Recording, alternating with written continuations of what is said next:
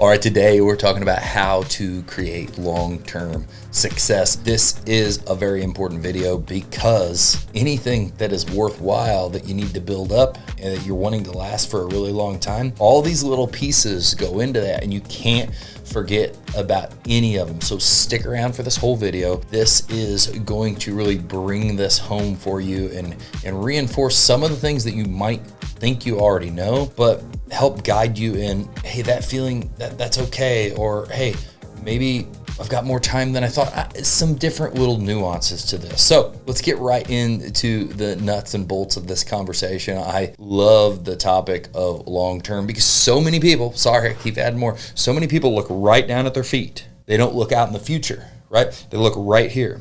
And the best results are not built off of crap fast decisions, like money that's easily, quickly made off of doing skeptical things usually isn't something that produces long-term dividends. It's kind of easy come, easy go. Takes a lot of work to build up, actually lasts and stays around. And that stuff's not from looking right at your feet. It's from looking up and out. This down at your feet thing is just killing you. So part number one that you have to remember and you have to get your mind around, nothing happens overnight. And I just said the stuff that is long-term, that is lasting, that you really are proud of, that pays the dividends, it's not the stuff that I won the lottery. I did the questionable thing that made a lot of money. I did the not so scrupulous whatever. I don't know. But the things that last, they don't happen overnight. And every time you see someone that you think is an overnight success or had so much luck so quickly, it doesn't happen quickly. You just can't see how much work they put in. On top of that, you probably can't see how much pressure and stress they're still under and how much they're still worried to this day that, oh man, am I going to screw it up and it's all going to go away. So nothing happens overnight.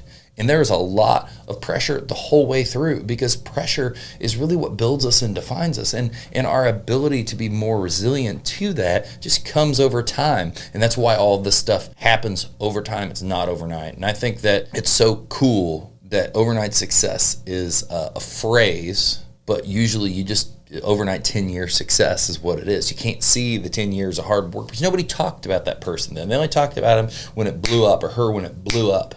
And that's not overnight. That's long-term, day in, day out, doing the work. Next, this phrase, this saying, this means so much. It's always meant so much to me, and I love sharing this again with you because this is exactly right.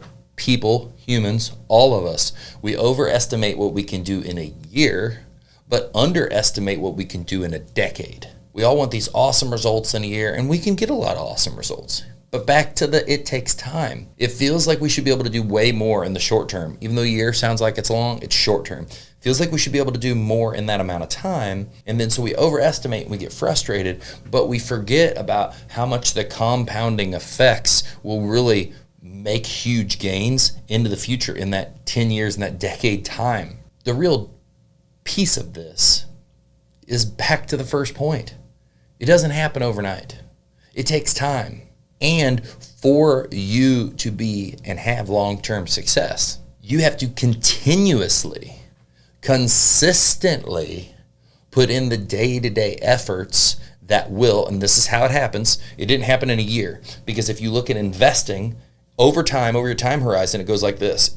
It hockey sticks. The hockey stick is the effect of compounding. Compounding doesn't happen in a real short span. It takes a long time. Doesn't look like it's doing anything, doesn't look like it's doing anything. All of a sudden it starts to blow up. And then once it starts to blow up, you can't slow it down because it's compounding so fast. And that's what happens with all of your results. And that's why when you look at a year, the great successes, some things that are awesome, don't get me wrong, happen in a year, but the awesome, huge things, you underestimate what you can do in that decade because now the actions I took year 1, year 2, year 3 are having major effects on what I'm doing year 8, 9, and 10 and really magnifying that. So it's the day in, day out consistency. And remembering that is huge because everybody wants to be like, oh man, I'm going to eat really well today to make up for yesterday. And I'm going to train really hard to get more in shape today since I kind of laxed off. I'm using fitness as an example, but it's all the same.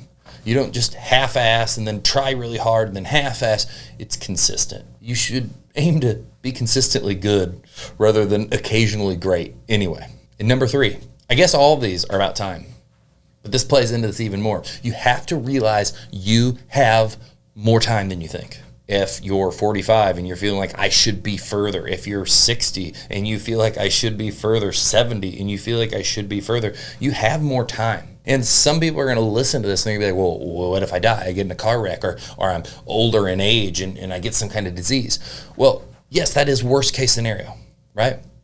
But if you've done the right things, ideally in the great outcome, you have more time. But if you don't have more time and something does happen, you get in that car wreck or you find out you have that disease, what will ever be the downfall of not putting in consistent efforts to try to grow something?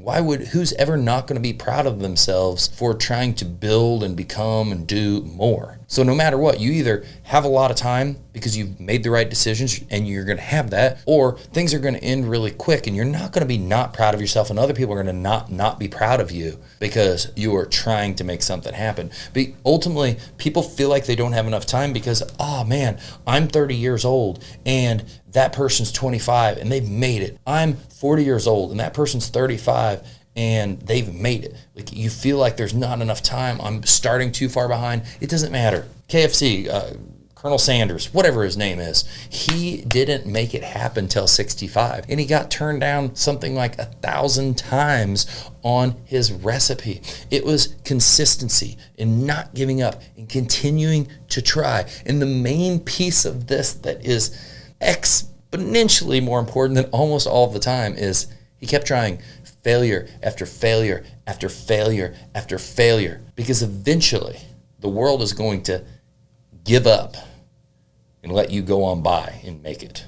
But you have to continue pushing long enough to get it to fold, to break through that breaking point to where you can get to where you intend to be. And you're never going to get there if you stop, if you give up, if you say, oh man, it's too late. That's never going to happen for you. So creating long-term success is all about understanding it takes time. It's going to take you much longer than you think. It's going to be much harder than you think. You're going to often overestimate what you can do, and then you're going to feel like you failed, but really you're still compounding the effects that are going to really matter 10 years, 20 years, 30 years, 40 years down the road. Your failures today will build your successes tomorrow.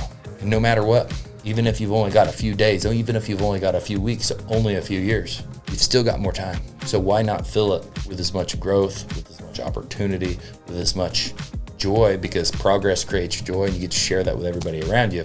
It's possible.